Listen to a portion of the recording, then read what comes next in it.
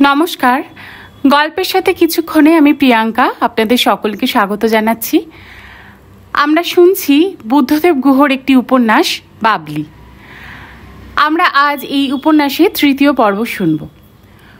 বুদ্ধদেব গুহ সহ আরও বিভিন্ন লেখক লেখিকাদের বিভিন্ন রকম ছোট গল্প এবং উপন্যাস এর আগেও আমি পড়েছি। আপনারা চাইলে প্লেলিস্ট থেকে সেগুলো দেখে শুনতে পারেন। আসুন তাহলে এই উপন্যাসের তৃতীয় পর্বটি আমরা শুনে নিই। গতকাল অফিসে জয়েন করেছে বাবলি। দিল্লির মথুরা রোডে সেন্ট্রাল রেভিনিউ বিল্ডিংসে বাবলির অফিস। লম্বা করিডোরের দুপাশে সারি সারি ঘর। বাবলির ঘরের সামনে ছোট্ট বোর্ড ঝুলছে বার্নিশ করা, তার ওপরে সাদায় লেখা মিসেস পি সেন, IRS। সেদিন 3-4টে হিয়ারিং ছিল। বেশ নার্ভাস লাগছিল বাবলির। কথা খুব কম বলছে। ব্যালেন্স শিট ও প্রফিট অ্যান্ড লস অ্যাকাউন্ট দেখে দেখে যা যা ডিটেলসের দরকার নিয়েছে। ধারের জন্য কনফার্মেশন লেটার্স, ব্যাংকের ওভারড্রাফট এর লিমিটেডের চিঠি, গ্রস মুনাফার স্টেটমেন্ট, সানড্রি ডেটার সানড্রি ক্রেডিটার্সের লিস্ট, পারচেজ ও সেলের লিস্ট 25,000 টাকার ওপর, ইত্যাদি ইত্যাদি। উকিলদের মুখ দেখে বাবলি পরিষ্কার বুঝতে পেরেছে যে তাদের মুখে একজন আকাট রং রুটের সামনে যে তারা বসে আছেন এই ভাব পরিস্ফুট। বাবলি মনে মনে হেসেছে, বলেছে কিছুদিন যাক, ও কাজ পিক আপ করে নেবে। ওর আশেপাশের ঘরে অনেক প্রমোটি অফিসার আছে, বয়সে বড়, ভালো কাজ জানেন। ও IRS ডিরেক্টরের রিক্রুট, তাই ওদের চেয়ে অনেক সিনিয়র, কারণ ও ক্লাস 1 হয়েই জয়েন করেছে। ও জানে ডিপার্টমেন্টে বেশ মনোমালিন্য আছে এ ব্যাপারে, কিন্তু সেটা ওর দোষ নয়, নিয়মের দোষ। মাঝে মাঝে ওর মনে হয় যে এই রকম প্রকারভেদটা করাটা অন্যায়, তাই প্রত্যেক সিনিয়র অথচ ক্লাস 2 অফিসারদের সঙ্গে যথেষ্ট সম্মানের সঙ্গে ব্যবহার করেছে। ও জানে কাজ শিখতে হলে এদের সাহায্য ওর দরকার হবে। ওর অফিসের বড়বাবু যিনি বয়স্ক একজন টাকমাথা ভদ্রলোক, হরিয়ানার ভদ্রলোক। তাকে দেখে কথাবার্তা শুনে বাবলির মনে হয়েছে যে তিনি বাবলিকে নিয়ে খুব খুশি। কার্যত তিনিই এখন থেকে অফিসার, কারণ এই অল্প বয়সী বাঙালি মেয়েটি এখনো কিছুই জানে না। তিনি যা ইচ্ছে করবেন তাই বাবলিকে দিয়ে সই করিয়ে নেবেন। বাবলি তাই প্রথম থেকে সাবধানে আছে, কিছু না বুঝে না জেনে সই করবে না। আজ সকালে একটা রিফান্ড অর্ডার সই করাতে এনেছিলেন উনি, 40,000 টাকার। বাবলি ভাবল এত বড় রিফান্ড অর্ডার সই করার জন্য এত সকাল সকাল ভদ্রলোকের এত তাড়াহুড়ো কেন? বাবলি বলল, পরে হবে, ফাইল টাইল দেখে নেব একবার। বড়বাবু বললেন, কমিশনার বলেছেন রিফান্ড ফেলে রাখা চলবে না। বাবলি বলল, তা হোক। বাবলি জানতো না যে চাকরির দ্বিতীয় দিনেই এরকম নাজেহাল হবে। একটু পরে ইন্সপেক্টিং অ্যাসিস্ট্যান্ট কমিশনার তাকে ডেকে পাঠালেন। ভদ্রলোক গুজরাটি, ভীতু চেহারার। একরকমের চেহারা হয় না, যাদের দেখলেই মনে হয় চাকরি রাখতেই বেচারা হিমশিম খেয়ে যাচ্ছেন, জীবনের অন্য কোনো দিকে কোনো বিষয়ে আর কোনো ঔৎসুক্য অবশিষ্ট নেই, সেই রকম। ভদ্রলোকের মেজাজ রুক্ষ, বোধহয় স্ত্রীর সঙ্গে বনিবনা নেই, অথবা কোষ্ঠকাঠিন্যে ভোগেন। উনি বললেন, আপনি কিসের জন্য রিফান্ড ভাউচারে সই করেননি? কমিশনারের কাছে এসএসলির উকিল কমপ্লেন করেছেন। আপনি কি নিজের টাকা দিচ্ছেন এসএসসিকে? বাবলি আমতা আমতা করলো, বলল, তা নয়, আমি ফাইলটা দেখে নিতে চাই, একটু সময় লাগবে স্যার। উনি বললেন, আমি বলছি ম্যাডাম, এক্ষুনি দিয়ে দিন। বাবলি বলল, তাহলে আপনি লিখিত অর্ডার দিন স্যার। ভদ্রলোক অগ্নিশর্মা হয়ে গেলেন, বললেন, আপনার সাহস তো কম নয়, কাল জয়েন করেই তো অনেক কথা শিখেছেন। অত কথায় কাজ নেই, এক্ষুনি দিতে বলছি দিন, লিখিত অর্ডার পাবেন না। বাবলি বলল, তাহলে সময় লাগবে, ফাইল না দেখে আমি দেব না। ভদ্রলোক এবার চুপ করে গেলেন, বললেন, আপনি যেতে পারেন। বাবলি ঘর থেকে বেরিয়ে এসে বুঝলো কাজটা ভালো করেনি, কারণ ইনিই বাবলির কনফিডেন্সিয়াল রিপোর্টটা লিখবেন, যার ওপর ওর উন্নতি নির্ভর করবে। কিন্তু বাবলি মনে মনে বলল, যা হবে তা হবে, নিজে লিখে দেবেন না, খালি টেলিফোনে আর মুখে মুখে ছড়ি ঘোরাবেন তা তো হবে না। রিফান্ড অর্ডারে সই করবে বাবলি, পরে কোনো গোলমাল হলে এজি অডিটে ধরবে তাকে। ঝামেলা হলে বাবলিরই হবে, ওদের কি? বাবলির সহকর্মীরা সকলেই বলেছিলেন যে অফিসারদের কাজ করার ইচ্ছা প্রায় সবই নষ্ট হয়ে গেছে গুচ্ছের রিপোর্ট রিটার্নের ঝামেলায় আর এই অডিটের মাতব্বরিতে। বেশিরভাগ রিটার্নই ওয়েস্ট পেপার বাস্কেটে ফেলা যায়, তা সরকারের পয়সা। নষ্ট হয় অফিসারদের আত্মবিশ্বাস, করদাতাদের বিশ্বাস সরকারের ওপর। এ সময় আসল কাজ করলে অনেক কাজ করা যেত। বাবলি মনে মনে ভাবে, সে নিজের হাতে হাল ধরলে যখন উঁচু পদে যাবে তখন এসব অব্যবস্থা ঠিক করে দেবে। কিন্তু দুদিনেই বাবলি বুঝতে পেরেছে যে সরকারি চাকরিতে নিজের কর্মক্ষমতা, নিজের স্বাধীনতা, নিজের মতামত নিয়ে টেকা যায় না। একটি বিরাট মেশিনের, যে মেশিনের কোনো কিছু সৃষ্টি করার ক্ষমতা নেই, কিছু উৎপাদনের ক্ষমতা নেই, তার একটি ছোট্ট অনামী যন্ত্র হিসাবে তাকে সারা জীবন এখানে সেটে থাকতে হবে মাসান্তে কিছু টাকার জন্য।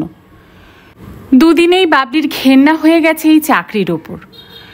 এখন ওর এই জীবন, অফিস করে, বাড়ি আসে, বাড়ি ফিরে ভালো করে গা ধোয়, তারপর কাকা কাকিমার সঙ্গে জমিয়ে বসে চা খায়, তারপর নিজের ঘরে অথবা দোতলার বারান্দায় বসে থাকে আলো নিভিয়ে। দিল্লিতে এই জুন জুলাই মাসটাই সবচেয়ে খারাপ। এমন ভ্যাপসা গরম পড়ে যে বলার নয়। অবশ্য বৃষ্টি এলেই খুব প্লেজেন্ট। ওদের বাড়ি হাউস খাস এনক্লেভে। বারান্দায় বসে দূরের ফাঁকা জমি, পুরো বাড়ি চোখে পড়ে। ও যখন ছোট ছিল তখন এসব বাড়ি হয়ে যায়নি চতুর্দিকে। বিকেলে রুক্ষ মাটি আর পাথুরে জমিতে গজিয়ে ওঠা নানান গাছগাছালির আড়াল থেকে তিতিরের ডাক শোনা যেত যখন সন্ধে হয়ে আসতো। বেশ নিরিবিলি ছিল তখন অঞ্চলটা। মনে পড়ে যায়, ও যখনই একা থাকে তখনই মনে পড়ে যায় অভির কথা। বারান্দায় অন্ধকারে বসে প্রায়ই অভির কথা ভাবে বাবলি। বেশ খারাপ আছে অভি। এতদিন হয়ে গেল একটা চিঠি লিখতে পারল না ওকে। ও যে লিখতে পারতো না তা নয়, কিন্তু ওর লজ্জা করে। লজ্জা করাটা মেয়েদের ধর্ম, মেয়েদের স্বভাব। লজ্জা ভাঙাটা পুরুষদের কর্তব্য। তাই প্রথম চিঠি অন্তত অভি লিখতে পারত। পত্রালাপের সূত্রপাত ঘটলে তারপর বাবলি কিপ আপ করত। কে জানে ঝুমা দেবী ইতিমধ্যে তার কুহক জাল ছড়িয়েছে কিনা অভির ওপর। ওসব মেয়ে সব পারে, ওদের কাজই এই ভালো ভালো ছেলের মাথা খাওয়া। বাঘিনীর মতো এক এক করে মাথা খেয়ে ওরা নম্বর গোনে। গত যৌবনা হয়ে গিয়ে বারান্দায় মোড়ায় বসে পায়ের ওপর পা তুলে যৌবনে ওরা কতজনের মাথা চিবিয়ে খেয়েছিল, কতজনকে পাগল করেছিল, কতজন ওদের জন্য আত্মহত্যা করেছিল, কতজনের ঘর ভেঙেছিল ওরা, তার হিসাব করে। বাবলি জানে না ওরা কি চায়। বোধহয় ওদের পুরুষ ফোলানোর ক্ষমতা বারংবার প্রয়োগ না করলে ভোতা হয়ে যায়, মরচে পড়ে যায়। তাই বোধহয় ওরা কোনো সময় নিশ্চেষ্ট থাকতে পারে না। গতকাল বাবলি ইন্দিরা চাওলাকে ফোন করেছিল। ও দিল্লি ইউনিভার্সিটিতে ইতিহাস পড়াচ্ছে। ইন্দিরার সঙ্গে ঝুমার যোগাযোগ আছে। ইন্দিরাই বলেছিল যে ঝুমা ইম্ফলে যাবে বেড়াতে। সামনের মাসে গিয়ে নাকি 15 দিন থাকবে। জায়গাটা নাকি চমৎকার লাগে ওর। বাবলি কি করবে জানে না। ও কি অভিকে সত্যিই ভালোবেসে ফেলেছে? ভালোবাসা মানে কি? কারোর জন্য মন খারাপ হওয়া, কাউকে বারবার মনে পড়া, কারোর সঙ্গে নিজের মতের মিল হওয়া, নিজের রুচির মিল, শখের মিল হওয়া? জানে না, বাবলি তা জানে না। তবে বাবলি একথা বোঝে, ঝুমার সঙ্গে দমদম এয়ারপোর্টে দেখা না হলে, কাকা অভির এত প্রশংসা না করলে অভির প্রতি তার যে দুর্বলতা জন্মেছিল সেটাও ভুলে যেতে পারত। অভিকে ছেড়ে এসে out of sight out of mind বিশ্বাস করবে ভেবেছিল, কিন্তু সে বিশ্বাস আর রইল না। চোখের বাইরে সে থাকতে পারে, কিন্তু মনের বাইরে সে নেই। মনের মধ্যেই সব সময় ঘোরাফেরা করে। ভিতর থেকে খাওয়ার ডাক এলো। বাবলি খাওয়ার ঘরে গিয়ে যে চেয়ারে ও রোজ বসে সে চেয়ার টেনে বসল। কাকা পাজামা পাঞ্জাবি পরে এলেন টান টান করে। গল্পগুজব করতে করতে খাওয়া শেষ হলে কাকিমাকে কাকা বললেন, আমার সিগারেটের একটা প্যাকেট বের করে আনো তো ড্রয়ার থেকে, শোবার ঘরের। কাকিমা উঠে যেতেই কাকা চোখ বড় বড় করে বললেন, কি খাওয়াবি বল? বাবলি অবাক হলো, বলল, কেন, কিসের জন্য? কাকা বললেন, অভি আসছে 3 দিনের জন্য দিল্লিতে, দিল্লি ইউনিভার্সিটির একটা সেমিনারে, অগাস্টের প্রথম সপ্তাহে, এখনও 2 মাস। তারপরই বললেন, কি বুঝলি? বাবলি মুখের ভাব একই রকম রেখে বলল, আসছে তো আসছে, তোমার বন্ধুর ভাই আসছে, তাতে তুমি উল্লাসিত হও, আমার তাতে কি? কাকা কপট বিস্ময়ের সঙ্গে বললেন, সে কি রে, তোর কোচোয়ান আসছে, তোর বডিগার্ড, তোর এত দেখাশোনা করলো, আর তুই নেমন্তন্ন করবি না? বাবলি বলল, তুমিই তো আমার গার্জিয়ান, তুমি নেমন্তন্ন করলে করবে। কাকা বললেন, আমি গার্জিয়ান? তাহলে বেশ, এই কথাটা ভবিষ্যতে মনে করে রেখো, গার্জেনের পারমিশন ছাড়া 1 পা এদিকে ওদিকে করেছো তো পা ভেঙে দেব। বাবলি আনন্দে লজ্জায় সব কিছু মিলিয়ে হেসে উঠল, বলল, হ্যাঁ, পা ভাঙতে দিচ্ছি তোমাকে। পরদিন বাবলির কাছেও চিঠি এলো বাবলির মাসির ইম্ফল থেকে। উনি লিখেছেন, বাবলি, অভি যাচ্ছে দিল্লি, 3 দিন থাকবে, ওকে একদিন ভালো করে নেমন্তন্ন করে খাওয়াস, তোর জন্য এত কিছু করেছে ও, তুই তো কম জ্বালাসনি। ওর সঙ্গে নিমেষ আর বাণীর জন্য 2টো মণিপুরি খেস পাঠাচ্ছি, ওদের বলিস। মাঝে মাঝে চিঠি দিস না কেন? তোর যে কী স্বভাব বুঝি না, যখন কাছে থাকিস তখন তো সব সময় গলা ঝুলে থাকিস, মনে হয় আমায় না দেখলে তুই বুঝি একদিনও বাঁচবি না, আর চোখের আড়াল হলে মনে করার উপায় থাকে না যে একসময় মাসি বলে কাউকে চিনতিস। ইতি রূপু মাসি। বাবলি চিঠি পড়ে মনে মনে লজ্জিত হলো, সত্যিই ওর বড় দোষ, চিঠি লিখতে যেন জ্বর আসে গায়ে। অগাস্টের প্রথম সপ্তাহ, 2 মাস বাকি আছে এখনো। বাবলি একটা দারুণ কাজ করলো, কাকাকে ধরে কাকার এক বন্ধুর মাধ্যমে জিমখানা ক্লাবে টেনিস খেলার বন্দোবস্ত করে ফেলল তার গেস্ট হিসাবে। কাকা খুশি হলেন, কাকিমা খুশি হলেন না, বললেন, যখন খেলাধুলার বয়স ছিল তখন ঘরে বসে বসে বই পড়েছিস, এখন বুড়ো বয়সে হাত পা ভাঙার দরকার কি? যে যাই বলুক, বাবলির স্বভাব নয় নিজের অমতে চলা কি অন্য কারোরই মতামত গ্রাহ্য করা। তাই সে ছুটির দিনে অনেকক্ষণ এবং উইকডেজের সকালে রোজ 1 ঘন্টা করে টেনিস খেলা শুরু করে দিল।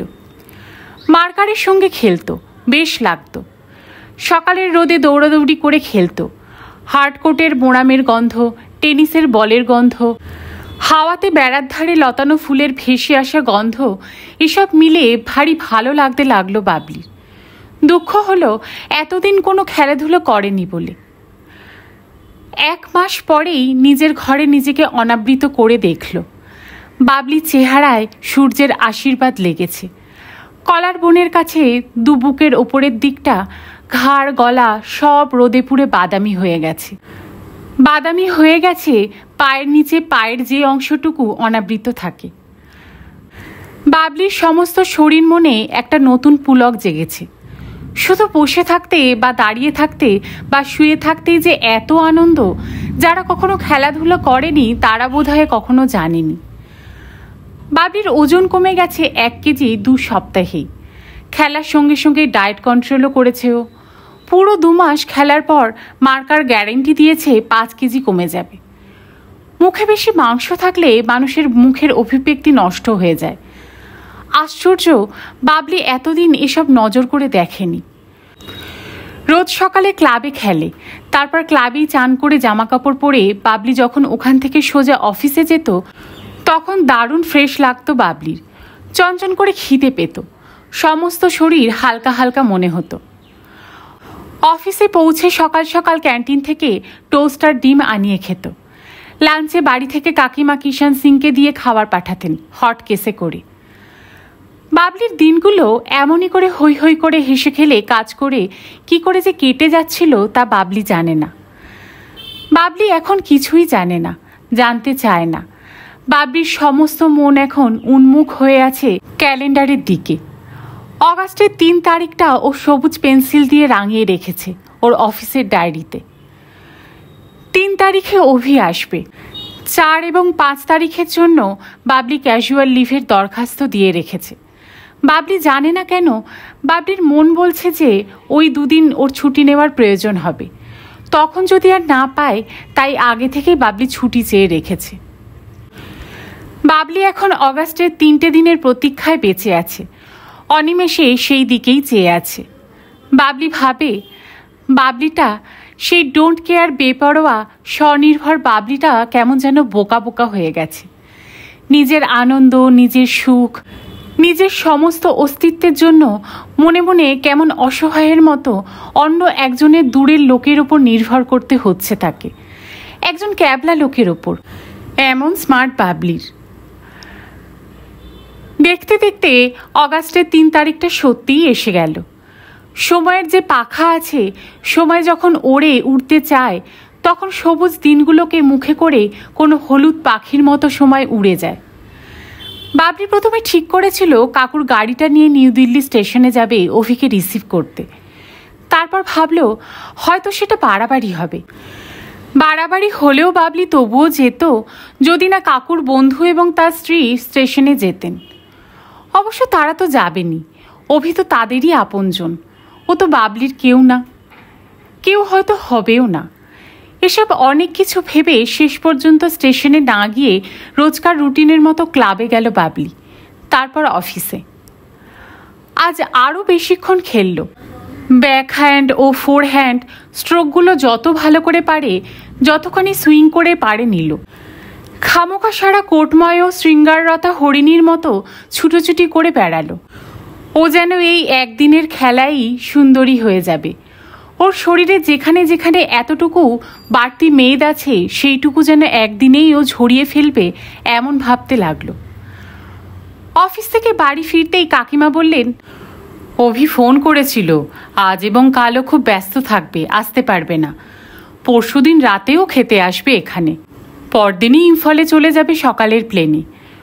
তুই কেমন আছিস জিজ্ঞাসা করলো। ও সন্ধেবেলায় দিল্লি ইউনিভার্সিটির এক প্রফেসরের বাড়িতে থাকবে, তোকে সেখানে ফোন করতে বলেছে। বাবলি মুখে বলল, কে এখন ফোন করবে? আমি এখন চান টান করবো, কি খাবো, তারপর ফোন করার কথা ভাবা যাবে। অত ব্যস্ত লোক যখন, তখন দয়া করে ফোন না করলেই পারতেন। কাকিমা হাসলেন, বললেন, তুই কি হাওয়ার সঙ্গেও ঝগড়া করবি নাকি? বাবলি বলল, ফোন নম্বরটা কোথায় লিখে রেখেছ? কাকিমা বললেন, টেলিফোনের সামনেই রাখা আছে প্যাডে। বাবলি বলল, থাক, দেখা যাবে ফোন করব কি না। আসলে বাবলির তক্ষুনি ইচ্ছা করছিল ফোন করতে, কিন্তু ফোনটা বসার ঘরে এবং কাকিমা বসার ঘরে বসেই বই পড়ছেন। ভালো করে কথা বলা যাবে না কাকিমা থাকলে। বাবলি ভাবল একটু পরে নিরিবিলি দেখেও ফোনটা করবে।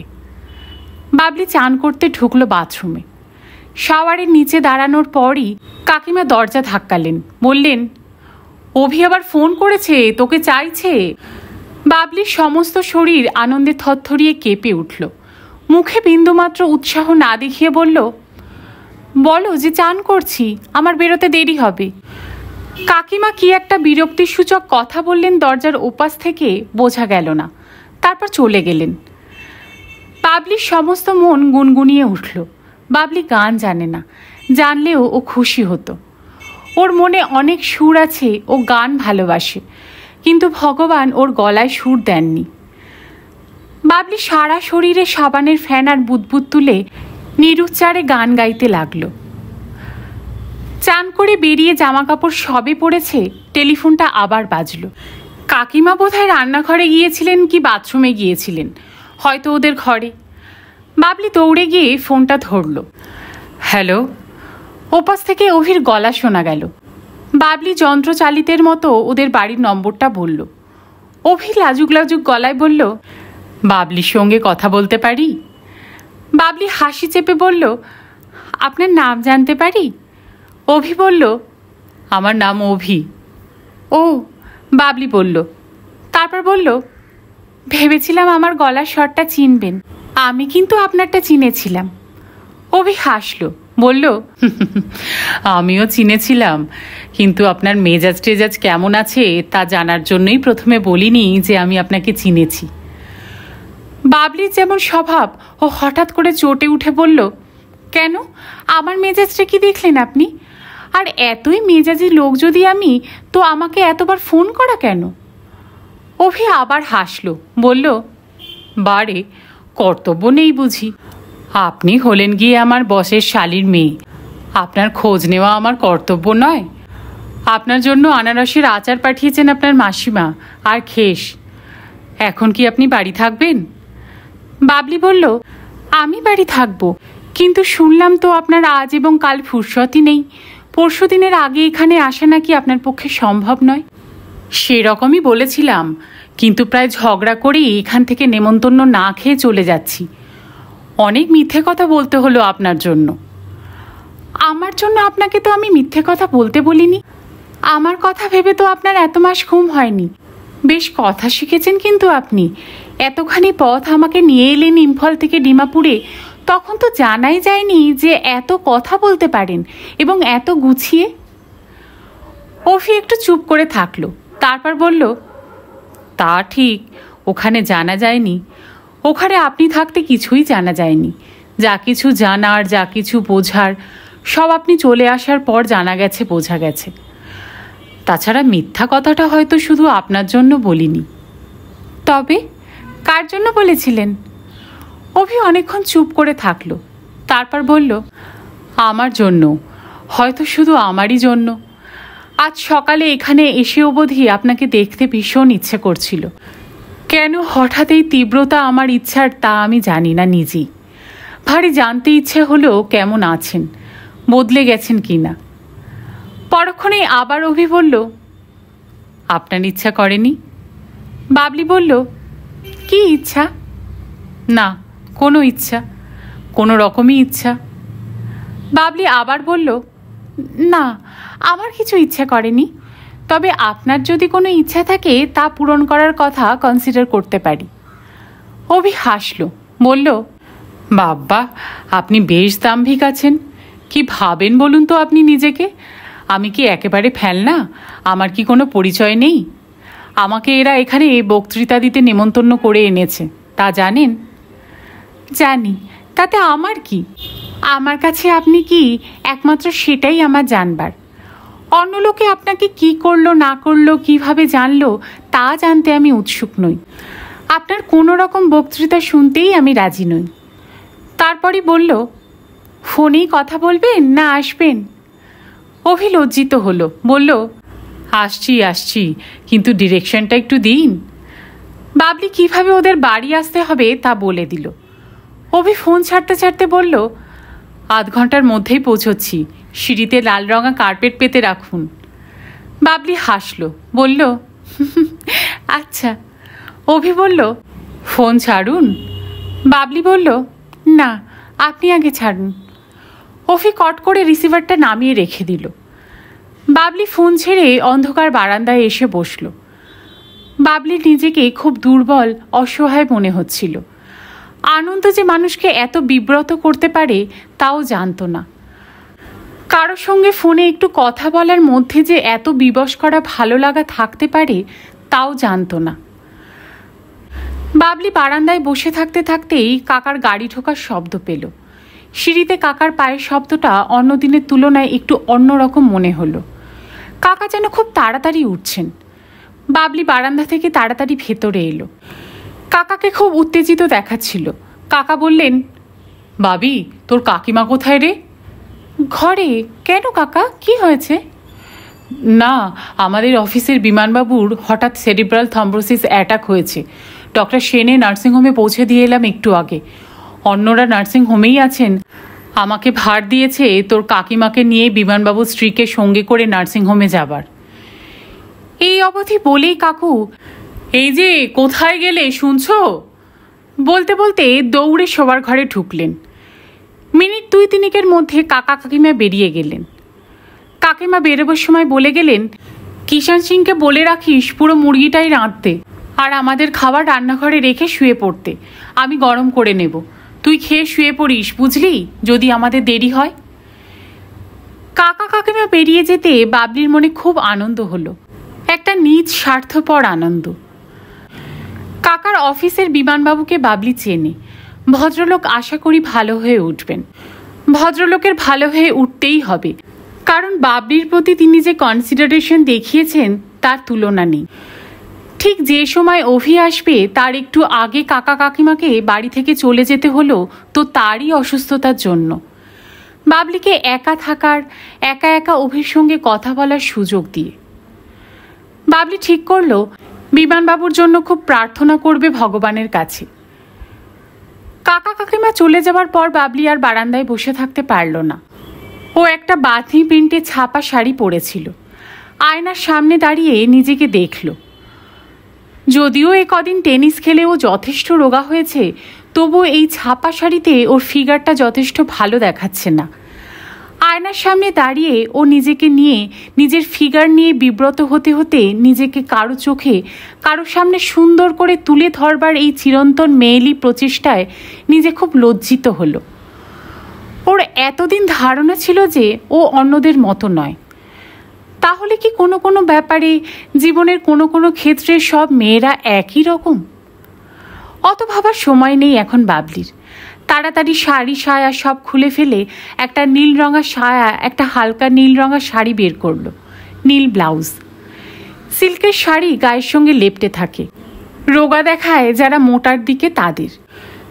তাড়াতাড়ি করে শাড়ি পরে ফেলে নীল রঙা ম্যাড্রাসের সিঁদুরের একটি টিপ পরে নিল ও, গায়ে একটু ইন্টিমেট স্প্রে করে নিল।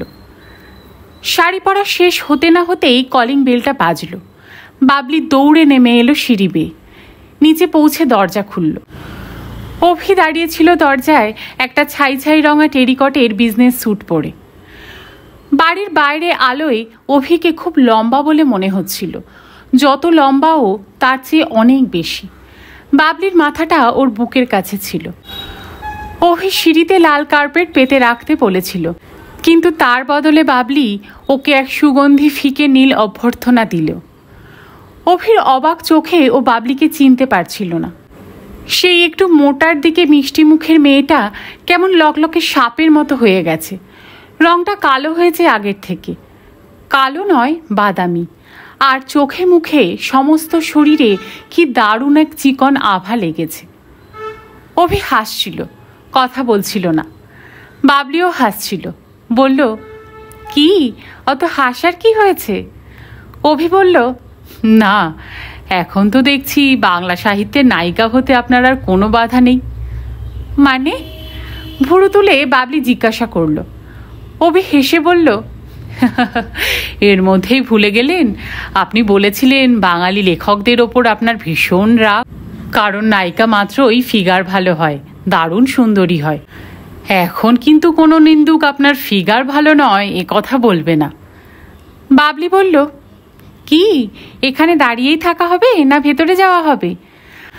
আপনার কথা শুনে মনে হচ্ছে আপনিই যেন কোনো সাহিত্যিক কি কবি, মানে আগে ছিলেন না, এখন হয়ে গেছেন। অভি বাবলির পাশাপাশি সিঁড়ি দিয়ে উঠতে উঠতে বলল, মনে মনে সকলেই কবি, কারোর কবিত্ব মনে থাকে, কারো কারো বা কাগজে, তফাৎ কি? আমি জানি না। তারপর বলল, এরকম দুদিনের হ্যারিকেন ট্যুরে আসার কি মানে হয়? আপনার জন্য আমি দুদিনের ছুটি নিয়েছি, আপনি জানেন। আমার দুদিনের ক্যাজুয়াল লিভ নষ্ট করলেন তো আপনি। অভি অবাক হয়ে তাকালো, তারপর ব্যথিত চোখ তুলে বলল, সরি, সত্যিই তো ভেরি সরি। তবে কিছুই কি নষ্ট হয় বলে আপনি বিশ্বাস করেন? আমি কিন্তু করি না। কিছুই নষ্ট হয় না, সবই প্রাপ্তির ঘরে জমা পড়ে, জমা থাকে। কি থাকে না? আমি অত জানি না, বাবলি বলল অন্যদিকে মুখ ঘুরিয়ে। বসার ঘরে গিয়ে বসলো ওরা। বাবলি বলল, কি খাবেন বলুন? অভি বলল, কিচ্ছু না। আপনার কি ধারণা কিছু খাওয়ার জন্যই অন্য লোকের কাছে মিথ্যে কথা বলে আমি দৌড়ে এলাম এখানে? বাবলি মুখ তুলে বলল, তবে কেন এলেন? শুধু কর্তব্য করতে? বাবলির উজ্জ্বল কালো চোখ দুটো, তীক্ষ্ণ নাক, উঁচু হয়ে থাকা কণ্ঠার হাড় দুটো, রোদ লাগা বুক, বুকের পেলব ভাঁজটি সমস্ত এক ঝলকে অভির চোখের সামনে ভেসে উঠল। অভি চোখ নামিয়ে নিল, বলল, না, আসতে ভালো লাগলো তাই এলাম। শুধু একজনের সামনে অনেকক্ষণ চুপ করে বসে থাকবো বলে চলে এলাম। তারপর বলল, এসে অন্যায় করেছি? বাবলি মুখ নামিয়ে নিল, কথা বলল না। দুজনেই কথা বলল না। দেওয়ালের মিউজিক্যাল ঘড়িটা টুংটাং করে 7টা বাজালো। বাবলি বলল, সত্যিই কিছু খাবেন না? না, অভি বলল। তারপর বলল, ভাবতেই ভালো লাগছে আপনি ছোটবেলা থেকে এ বাড়িতে বড় হয়েছেন, খেলেছেন, দুষ্টুমি করেছেন, স্লেট পেন্সিলে অঙ্ক করেছেন। তারপর? তারপর কি? বাবলি চোখ তুলে বলল, তারপর একদিন ফ্রক ছেড়ে শাড়ি পরেছেন।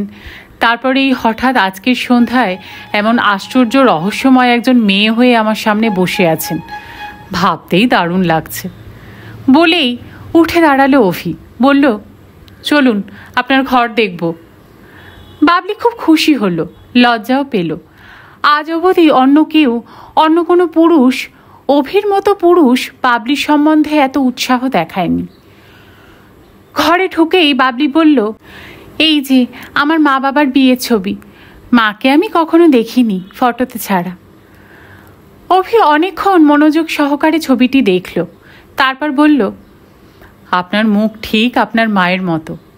বাবলি হাসল, বলল, হ্যাঁ বাবা তাই বলেন। পরক্ষণেই অভি থমকে দাঁড়ালো অন্যদিকে দেওয়ালে তাকিয়ে, আঙুল দিয়ে দেখিয়ে বলল, ওটি কার ছবি? কে? বাবলি লজ্জায় মাটির সঙ্গে মিশে গেল। দেয়ালে খুব বড় করে এনলার্জ করা বাবলির 4 বছর বয়সের একটি ছবি। ন্যাড়া মাথা, ফোকলা দাঁত, ইজের আর নিমা পড়ে হাসছে। এই ছবিটা যে এত বছর দেওয়ালে এই কোণায় টাঙানো ছিল, এতদিন এই ঘরে থাকা সত্ত্বেও ছবিটা বাবলি কখনো আবিষ্কার করেনি। আজ অভির চোখ দিয়ে তাকে সেই ছোট্ট ন্যাড়ামুন্ডি বাবলিকে হঠাৎ আবিষ্কার করে ও নিজেই ভীষণ লজ্জিত হলো। অভি খুব জোরে হেসে উঠল, বলল, হাউ সুইট! কি দারুণ সুষ্টুমি মুষ্টুনি ছিলেন আপনি ছোটবেলায়, রীতিমতো কার্ডলি, আদর করতে ইচ্ছে করছে। বাবলির কানের লতি দুটো লজ্জায় লাল হয়ে গেল। ও মুখ নামিয়ে নিল। এ ঘরে অভিকে নিয়ে আসার জন্য ও নিজেকে মনে মনে ধিক্কার দিল। অভি ওর দিকে চেয়ে বলল, কি হলো? আপনি এখনো দারুণ কার্ডলি, এখনো নিশ্চয় অনেকেরই আপনাকে আদর করতে ইচ্ছে করে।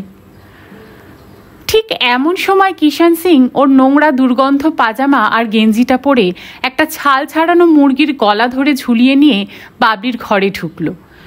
তারপর অভির প্রতি বিন্দু মাত্র ইন্টারেস্ট না দেখিয়ে বাবলিকে শুধালো, পুরা বানায়েগা? রাগে বাবলির গা জ্বলে গেল। কিষান সিং এর এত জামা কাপড় আছে, কিন্তু সেসব বাইরে বেরোবার জন্য। রান্না করার সময় ও মরে গেলেও পরিষ্কার জামা পরবে না। বাবলি তাড়াতাড়ি বিরক্তর সঙ্গে বলল, হ্যাঁ আভি যাও। কিষান সিং চলে যেতেই অভি বলল, আপনি এত আপসেট হয়ে পড়লেন কেন? নোংরা জামা কাপড় না হলে রান্নায় স্বাদ ভালো হয় না। দিল্লির মেয়ে আর জানেন না যে ফুচকাওয়ালা বা ভেলপুরিওয়ালার দাঁত নেই, নোংরা গামছা নেই, তার কাছে কেউ যায় না, কেউ খায় না। বাবলি মুখ শীট করল, বলল, ইস, আপনি ভীষণ খারাপ। তারপর ওরা দুজনেই বারান্দায় এলো। অভি বলল, এখানে বসতে পারি? ভীষণ প্লেজেন্ট বারান্দাটা, দারুণ দৃশ্য কিন্তু না এখান থেকে? বাবলি বলল, হ্যাঁ। তারপর অভি বেতের চেয়ার টেনে বসবার পর বাবলি শুধলো, বাতি জ্বালিয়ে দেব? অভি বলল, না থাক, অন্ধকারই ভালো লাগছে। রাস্তার লাইট পোস্টে লাগানো মার্কারি ভেপার ল্যাম্পটা থেকে একটা ফিকে নীলচে বেগুনি আলো এসে বারান্দায় পড়ছিল। অভি বাইরের দিকে চেয়েছিল। দূরে গাছপালা আর পোড়া পুরনো দুর্গটুর্গগুলোর ধ্বংসাবশেষগুলো আধো অন্ধকারে মাথা উঁচিয়েছিল। বাবলিও বাইরে চেয়েছিল। মাঝে মাঝে দুজনে দুজনের দিকে মুখ ফেরাচ্ছিল। তারপর চোখাচোখি হতেই দুজনেই মুখ ঘুরিয়ে নিচ্ছিল। কেন যে তা ওরা কেউই জানে না। কেউই কোনো কথা বলছিল না এই মুহূর্তে, অথচ একটু আগেই দুজনে কত প্রগল্ভ আলোচনা করছিল, বলেছিল অর্থহীন কত ছেলেমানুষি কথা। এখন ওরা দুজনেই বোবা হয়ে বসেছিল। ওরা কতক্ষণ এভাবে বসেছিল বাবলির মনে নেই। অনেকক্ষণ পর অভি বলল, কি করবেন ঠিক করেছেন? কিসের? বাবলি বলল, জীবনের চাকরিতে তো ঢুকলেন, এরপর কি প্ল্যান আপনার? কিছু কি ঠিক করেছেন? বাবলি বলল, কিছুই ঠিক করিনি, চাকরিটাও যে করব এমনও মনস্থির করিনি। অভি অবাক হলো, বলল, সে কি, IRS হলেন, ট্রেনিং নিলেন, জয়েন করলেন, আর এখন চাকরি করবেন না কেন? বলিনি তো করব না, বলেছি করবই যে এমন এখনও ঠিক নেই। তারপরে বলল, উইমেন্স লিভ সম্পর্কে আপনার কি মতামত? আপনি কি মনে করেন মেয়েরা স্বাবলম্বী হলে, নিজেরা আয় করলেই তাদের পক্ষে স্বাধীন থাকা সম্ভব, তাদের নিজেদের ইচ্ছা মতন চলাফেরা করা সম্ভব? অভি অবাক হলো, বলল, এ তো আপনার নিজস্ব মতামতের ব্যাপার। কোনো পুরুষের মতামতের ওপর কোনো মেয়ের তার স্বাধীনতার প্রকৃতি নিশ্চয়ই ঠিক করে না। তবে উপার্জনের সঙ্গে কিছু স্বাধীনতা তো থাকেই, এ কথা অস্বীকার করার উপায় দেখি না। বাবলি বলল, জানি না, আমি হয়তো সেকেলে, অথবা অন্যভাবে বলতে হয় আমি হয়তো ফুল অফ কন্ট্রাডিকশন। আমার কিন্তু মনে হয় যে মেয়েদের স্বাধীনতাটা পার্কে অথবা রাস্তায় লড়াই করে বা মাসান্তে কিছু রোজগার করে পাওয়ার নয়, কারণ সেই ব্যাপারটা একটা সমষ্টিগত পাওয়া। কিন্তু জীবনে সমষ্টির দাম কতটুকু? বুঝতাম মেয়েরা যদি বিয়ে না করতো, অন্য অনেক দেশের মেয়েদের মতো জাস্ট লিভ টুগেদার করতো, আজের সঙ্গে কালোর সঙ্গে, তারপর এমনি করে সঙ্গীর পর সঙ্গীর সঙ্গে, তাহলেও বুঝতাম। যারা সেই জীবনে বিশ্বাস করে আমি তাদের দলে নই। আমি ছোটবেলা থেকেই ঘরের স্বপ্ন দেখেছিলাম, সুন্দর একটা থাকার জায়গা, এমন একজন স্বামী যে সব দিক দিয়ে আমার চেয়ে ভালো, সব দিক দিয়ে বড়, যাকে আমার সম্মান করতে একটুও দ্বিধা থাকবে না। অভি বলে উঠেছিল, আর ছেলে মেয়ে? বাবলিও সব প্রতিভতার সঙ্গে বলেছিল, কমপক্ষে 3টি ছেলে মেয়ে, ঘর ভর্তি কাজ, স্বামীর কাজ, বাচ্চাদের কাজ, এই নিয়েই আমি খুশি থাকব, এবং আমার স্বামীও আমার মধ্যে নিশ্চয়ই সম্মান করার মতো কিছু দেখবেন, আশা করি দেখবেন। তাহলেই আমি যে স্বাধীনতায় বিশ্বাসী সে স্বাধীনতা পাবো বলে আমি মনে করি। অভি অনেকক্ষণ চুপ করে থাকলো। বাবলি হেসে বলল, কি লম্বা বক্তৃতা শুনে আমার আপনি ঘুমিয়ে পড়লেন? অভি বলল, ঘুমিয়ে পড়িনি, ভাবছি আপনি তাহলে আপনার মনোমতো ঘরের জন্য, মনোমতো স্বামীর জন্য এমন একটা চাকরিও ছেড়ে দিতে রাজি? আশ্চর্য, আজকাল এমন দেখা যায় না, শোনাও যায় না বড়। বাবলি হাসলো, বলল, হ্যাঁ, ভারত সরকারের চাকরির চেয়ে আমি আমার স্বামী চাকরি করা অনেক ভালো বলে মনে করি। তারপরে বলল, অ্যান্দ্রে বেরোয়ার লেখা একটা বই আছে, দ্য আর্ট অফ লিভিং, পড়েছেন? অভি বলল, না। সেখানে এক জায়গায় উনি বলেছেন যে ম্যাগনিচিউড কোনো ব্যাপারই নয়, যে কোনো পারফেক্ট জিনিসই পারফেক্ট। একজন গৃহিণী তার গৃহিণীপনায়, তার ভালোবাসায়, তার সহনশীলতায়, তার বুদ্ধিতে যদি তার ছোট্ট সংসারকে সুষ্ঠুভাবে চালিত করতে পারে, তবে তার কৃতিত্বের মধ্যে আর যে জননেতা কোনো বিরাট দেশের সমস্ত ক্রিয়াকলাপ কৃতিত্বের সঙ্গে এবং সুষ্ঠুভাবে পরিচালনা করেন, তার মধ্যে কৃতিত্বের মাত্রার কোনো তারতম্য নেই। দেশ চালানোর মতো ছোট সংসার সুন্দরভাবে চালানো একই রকম কৃতিত্ব। আমি সেই কৃতিত্বকে অনেক বড় বলে মনে করি। তবে জানি না মনোমতো ঘর, মনোমতো স্বামী পাবো কি না। মনোমতো স্বামী না পেলে বিয়েও করা হবে না, চাকরি ছাড়ার কথাও ওঠে না। অভি হাসলো, বলল, আপনার যোগ্য ছেলে কি ভারতবর্ষে আছে? বাবলি হাসলো, বলল, ঠাট্টা করছেন বুঝি?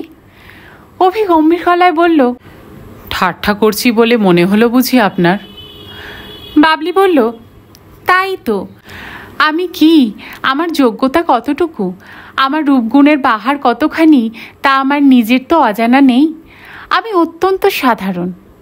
অভি বলল, না, আপনি তো রীতিমতো ফ্যাসাদে ফেললেন। আপনার সঙ্গে আপনার যোগ্য কোনো ছেলের আলাপ করিয়ে দেওয়াটা দেখছি কর্তব্যে দাঁড়িয়ে গেল এখন। তারপরে একটু থেমে বলল, আলাপ করবেন আমার এক বন্ধুর সঙ্গে, সে এখন দিল্লিতেই পোস্টেড। সে আপনার যোগ্য হলেও হতে পারে, আমার চেয়ে সে 100 গুণ ভালো সব দিক দিয়ে। বলুন তো আলাপ করিয়ে দিই। বাবলির খুব অপমানিত লাগলো ওর নিজেকে। ছি ছি, ওকে নির্লজ্জের মতো অভির কাছে নিজেকে নিবেদন করলো, আর অভি চালাকের মতো কথাটা এড়িয়ে গেল। ওর সঙ্গে আলাপ করাতে চাইলো অন্য কারো। বাবলি অনেকক্ষণ চুপ করে থাকলো, তারপর কেটে কেটে বলল, না ধন্যবাদ, আমার জন্য আপনার এত কষ্ট স্বীকার করতে হবে না। আমি নাবালিকা নই, আমার স্বামী নির্বাচনের ব্যাপারে আপনার সহায়তা না হলেও চলবে। অভি চমকে মুখ তুলে তাকালো, তারপর লজ্জিত গলায় বলল, আই এম সরি, আমি কথাটা কিন্তু সিরিয়াসলি বলেছিলাম, আন্তরিকভাবেই, আপনাকে কোনোভাবে আঘাত করতে চাইনি। বাবলি হেসে ব্যাপারটা লঘু করে দিয়ে বলল, আঘাত এত আমার সহজে লাগে না। ছোটবেলায় মা হারানো মেয়ে, ছোটবেলা থেকে অনেক আঘাতে অভ্যস্ত হয়ে গেছি। কিছুক্ষণ পর অভি কোনো কথা বলছে না দেখে বাবলি কথা অন্যদিকে ঘোরাবার জন্য বলল, তাহলে পরশু রাতে খেতে আসছেন তো? কি কি খেতে ভালোবাসেন আপনি? এখানে তো ডিমাপুরের রশিদ আলী নেই, তবে যদি বলেন কি খেতে ভালোবাসেন তাহলে আমি নিজে রান্না করব। অফিস তো ফুল করে ছুটি নিয়েই ফেলেছি। যখন ছুটি নেই তখন তো বুঝতে পারিনি যে আমার আপনার জন্য যতখানি ভাবনা আপনার তা নেই আমার জন্য। ব্যাপারটা ছেলে মানুষই হয়ে গেছে। যাই হোক, অন্তত সারাদিন রান্না করে পাপের প্রায়শ্চিত্ত করা যাবে। এখন বলুন দয়া করে কি খেতে ভালোবাসেন। অভি এক দৃষ্টে অনেকক্ষণ বাবলির মুখের দিকে চেয়ে রইল। আস্তে আস্তে একটা আলতো হাসি ওর মুখময় ছড়িয়ে পড়ল, বিস্ময়ের হাসি, যে হাসি ওর পক্ষে লুকানো সম্ভব ছিল না। তারপর বলল, ভালো করে শুনুন কি কি খেতে ভালোবাসি। নারকোল দিয়ে মুগের ডাল, ঝিঙে পোস্ত, তেল কই ধনেপাতা দিয়ে, আর আর আর তারপর ভেবে বলল, আনারসের চাটনি। বাবলি বলল, ব্যাস, আর কিছুই ভালোবাসেন না?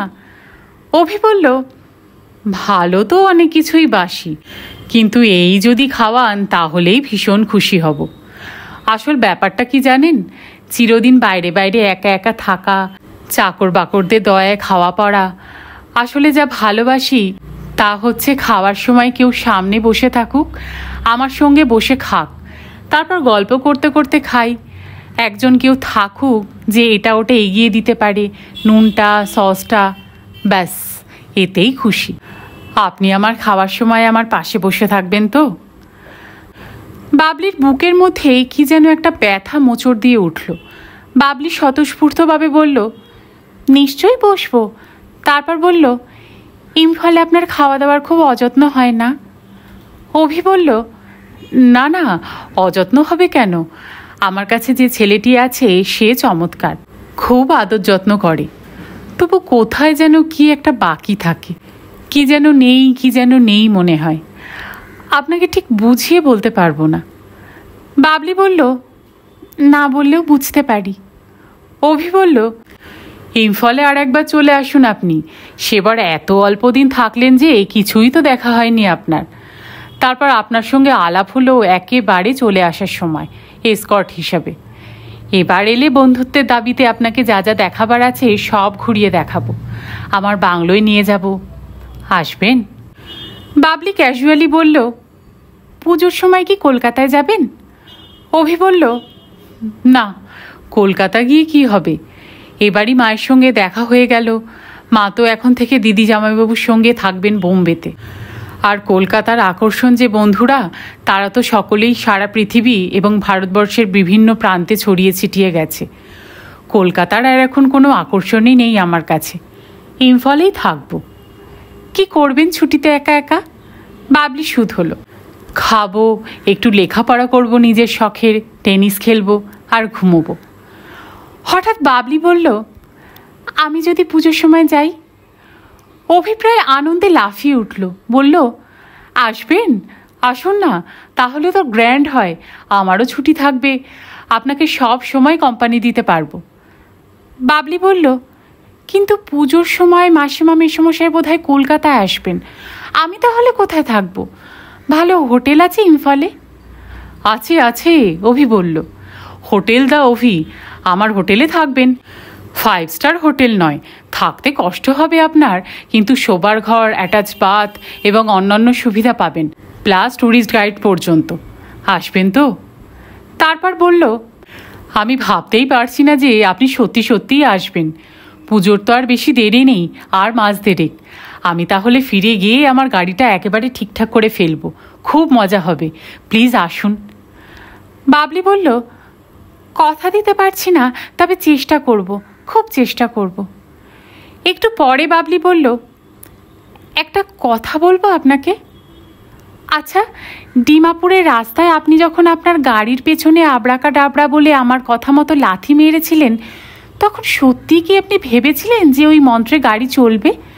আপনি কি ওসব বিশ্বাস করেন? অভি হো হো করে হেসে উঠল, বলল, ভালোই হলো আপনি কথাটা তুললেন বলে। দেখুন, আপনি ইম্ফল থেকে বেরোনোর পর থেকেই আপনার কথাবার্তায় বুঝেছিলাম যে আপনি ভীষণ বুদ্ধিমতী। এও বুঝেছিলাম যে আপনার এই বুদ্ধিমত্তার জন্য স্বাভাবিক কারণে আপনি গর্বিত। আমাকে বোকা বানিয়েও আপনি একরকম নিষ্ঠুর আনন্দ পাচ্ছিলেন। এ কথা যখন বুঝেছিলাম, তখন আর কেন আপনার আনন্দ থেকে আপনাকে বিনা কারণে বঞ্চিত করি আমি? তাই যা যা বলছিলেন, যখনই বলছিলেন, তাই করে আপনাকে খুশি রাখার চেষ্টা করছিলাম। অন্যায় করেছিলাম কি? বাবলির মুখটা ছাইয়ের মতো সাদা হয়ে গেল। বাবলি হাসির মতো শীষ তুলে বলল, ইস, আপনি কি খারাপ! আপনি জেনে শুনে এমন বোকা সেজেছিলেন? কি ডেঞ্জারাস লোক আপনি বাবা! হঠাৎ ঘড়ি দেখলো অভি, বলল, ওরে বাবা, অনেক রাত হয়ে গেল, আমার বৌদি হাতে মাথা কাটবেন আমার, এবার কিন্তু উঠি, কেমন? বাবলি বলল, যা ইচ্ছে। অভি উঠতে উঠতে বলল, আমার যা ইচ্ছে, আপনার কোনো ইচ্ছে নেই? বাবলি বলল, না, ইচ্ছে পূরণ না হলে সেই ইচ্ছা থেকে লাভই বা কি? অভি ঘাড় বেঁকিয়ে তাকালো বাবলির দিকে। এক আশ্চর্য ভালো লাগা ও কৌতুক মেশানো হাসিতে ওর মুখ আবার ভরে উঠল। হঠাৎ অভি ডান হাতটা বাড়িয়ে বাবলির ডান হাতের পাতাটা ধরে ফেলল। তারপর বাবলির হাতটা ওর মুখের কাছে তুলে নিয়ে ওর ঠোঁট ছোঁয়ালো বাবলির হাতে, বলল, কেন জানি না, আপনাকে আমার খুব ভালো লেগে গেছে। তারপরে হঠাৎ বলল, আমাকে ক্ষমা করবেন। বাবলি মুখ নামিয়েছিল। বাবলির কানের লতি আনন্দে ভালো লাগায় লাল ও গরম হয়ে উঠেছিল। বাবলি মুখ নামিয়ে রইল। অভি ক্ষমা চাওয়া গলায় বলল, আপনি রাগ করলেন? না, বাবলি বলল। অভি বাবলির একেবারে সামনে গিয়ে দাঁড়ালো। তারপর ওর চোখের গভীরে কি যেন খোঁজার চেষ্টা করতে লাগলো। পরক্ষণে অভি নিচু হয়ে বাবলির চোখের পাতায় চুমু খেলো। বাবলি এক মুহূর্তে অভির বুকের ওপর মুখটা নুইয়ে রাখল। পর মুহূর্তে ও ছিটকে সরে এলো। ওর মনে হলো ওর সারা শরীরে কি এক আগুন জ্বলে উঠেছে, দাউ দাউ করে জ্বলছে, যে আগুনের নামও জানে না। বাবলি জানল না সেই মুহূর্তে যে এই আগুন আর কখনো নিভবে না। তুষের আগুনের মতো নিঃশব্দে ধিকি ধিকি করে জ্বলবে বাবলির সমস্ত শরীরের অনুপরমাণুতে, বাবলির মনের কিউবিকলে। শেষ করলাম আজকে বাবলি উপন্যাসের 3য় পর্ব। এই উপন্যাসের 4র্থ পর্ব নিয়ে আমি চলে আসব আগামীকাল ঠিক দুপুর 3টের সময়। গল্প পাঠ আপনাদের কেমন লাগছে আমাকে কমেন্ট করে প্লিজ জানাবেন। আর যদি ভালো লাগে তবে ভিডিওটাকে একটা লাইক করে দেবেন, আর পারলে ফ্রেন্ডস আর ফ্যামিলির সাথে অবশ্যই শেয়ার করবেন, আর কমেন্ট করতে যেন ভুলবেন না। চ্যানেলে যদি নতুন এসে থাকেন তাহলে প্লিজ চ্যানেলটাকে সাবস্ক্রাইব করে নেবেন, আর পাশে যে বেল আইকনটি আছে সেটার অল নোটিফিকেশনটা অন করে দেবেন, তাহলে যে কোনো গল্প আপলোডের সাথে সাথে আপনাদের কাছে তার নোটিফিকেশন পৌঁছে যাবে। সকলে খুব ভালো থাকবেন, সুস্থ থাকবেন। গল্প শোনার জন্য আপনাদের সকলকে অসংখ্য ধন্যবাদ।